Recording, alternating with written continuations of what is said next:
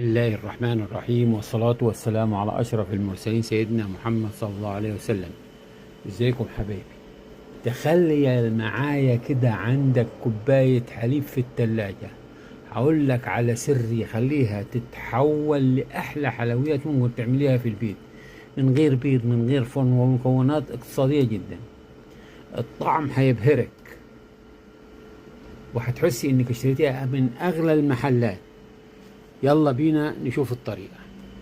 عندنا حلة كده حلوة مناسبة، هنحط فيها كوباية زبدة، وهنحط عليها معلقتين زيت عشان ما تتحرقش، ونخليها تسخن شوية معانا. ومجرد ما تسيح الزبدة معانا هنبتدي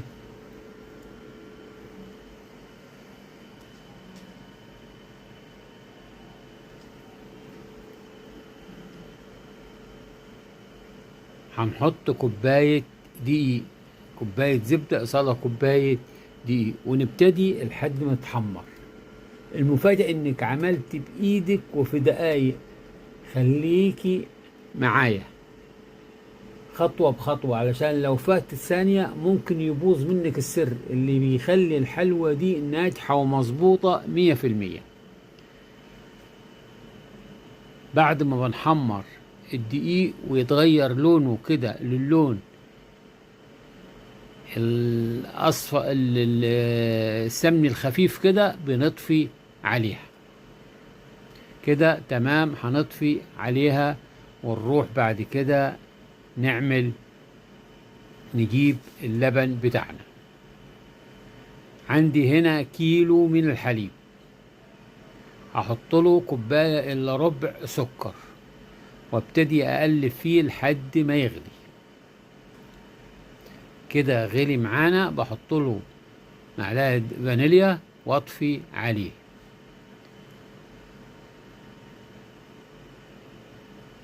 واخد اللبن ده كله واحطه على اللي احنا عملناه قبل كده، ونبتدي نقلب فيه لحد ما يتخن القوام بتاعنا معانا بالمضرب اليدوي. طعمه خطير وفي منتهى الحلاوة، وزي ما قلت لكم قبل كده كأنك مشترياه من أفخم المحلات. بنصبه في البولات كده زي ما انتوا شايفين،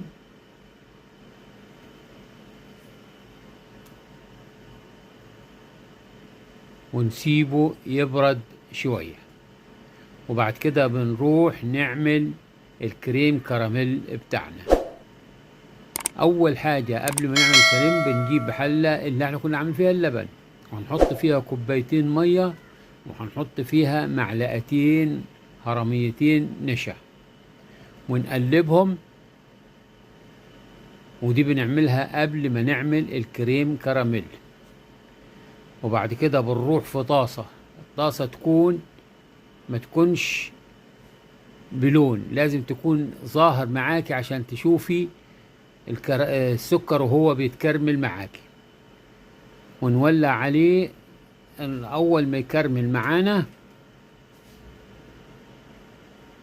ياخد الوقت بتاعه ويبتدي يكرمل معانا، بنبتدي نقلب فيه ونوطي عليه عشان ما يتحرقش معانا. يعني دايما السكر لما نكرمله في الاول يكون عالي، اول ما يسيح على الجناب كده معانا بنبتدي نوطي عليه ونسيبه لحد ما يدينا لون بالجناب، تسيح في الجناب كده ويدينا لون بتاع الكرملة. نبتدي نقلب في السكر بتاعنا عشان يطلع الكريم كراميل ناجح معاكي ومظبوط. لازم تتبع الخطوة دي، ما تخليش النار حامية على الكريم كراميل، لو خليتيها حامية هيتحرق معاك. صلي على الحبيب قلبك يطيب. كده ابتدى يكرمل معانا في الجناب، نبتدي بقى نقلب فيه ونوطي عليه لحد ما يسيح معانا كله ويتكرمل معانا السكر اللي احنا عايزينه. كده ما يتحرقش معاكي ويديكي طعم في منتهى الحلاوة. في ناس كتيرة بعتتلي بتقولي السكر لما بنكرمله بيتحرق معانا وبيمرر، فالطريقة دي ما بتخليش يمرر، لانك انت عاملاها على نار هادية وواحدة واحدة كده لحد ما يكرمل معانا كل السكر.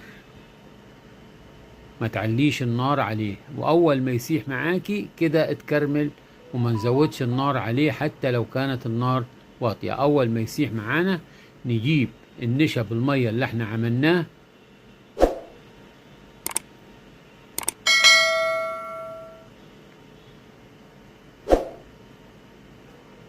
وكده الكريم كراميل السكر اتكرمل معانا،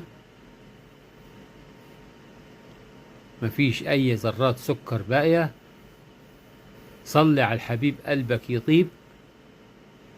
كده بعد ما تكرمل معانا السكر كله نجيب بقى ايه النشا اللي احنا عملناه بالمية ونحطه عليه.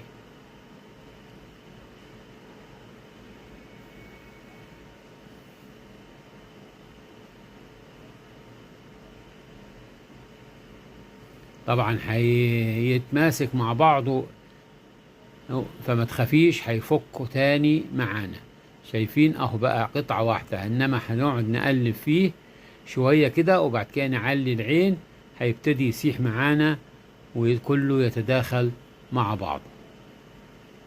فما تخافيش منه لو ابتدى يكلكع معاكي، مع التقليب المستمر هيبتدي يسيح ويرجع كما كان في الأول، كريم كراميل في منتهى الحلاوة. اهو ابتدى يسيح زي ما انتم شايفين.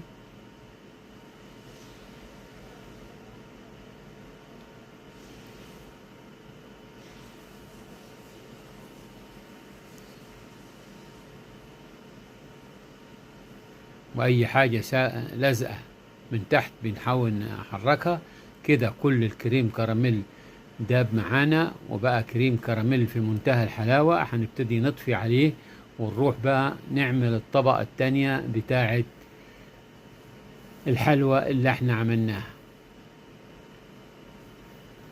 حلوى في منتهى الحلاوة. هنسيبها ترتاح لمدة ربع ساعة وبعد كده ندخلها التلاجة ونبتدي بعد كده